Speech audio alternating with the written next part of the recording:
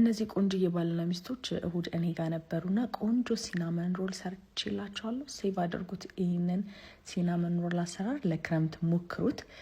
መጀመሪያ የተጠቀምኩት አንድ እንቁላልና ቫኒላ ነው። ከዛ 2 ማንኪያ ስኳር፣ እነሱን አንድ ላይ ሚክስ አደረኩኝ። ከዛ በኋላ ግማሽ ኩባያ ዘይት፣ ግማሽ ኩባያ ደግሞ እርጎ።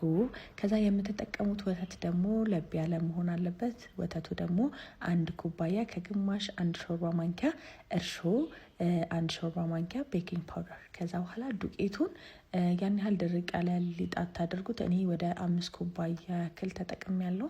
ከዛ እሱን ኩፍ እንዲልልኝ ከተውኩት በኋላ በደንብ ነበር ኩፍ ያለልኝ። ከነሱ ጋር በመሀል ምሳ ምናምን በልተናል። ከዛ እንደዚህ ቆንጆ አድርጌ ላላ ያለ ሊጥ ነው የሆነው። ከዳመጥኩት በኋላ የገበታ ቅቤ፣ ብራውን ሹገር እና ትንሽ ካካኦ ፓውደር አድርጌ እና ሲናመን፣ የተፈጨ ሲናመን አድርጌ እንደዚህ ቆራረጥኩት። ክር ስላላገኘው በቢላ ነበር የቆራረጥኩት። ከዛ እዚህ ላይ ራሱ ትንሽ ደቂቃ ትቸው ኩፍ አለ። ከዛ ክሬሙን ለመስራት ደግሞ የተጠቀምኩት ትንሽ የገበታ ቅቤ፣ ከዛ በኋላ ቺዝ ክሬም፣ ከዛ ወተት እና ትንሽ ስኳር አድርጌ ፈጨውት በጁሰር። እንደዚህ የሚያምር ክሬም ሆነ።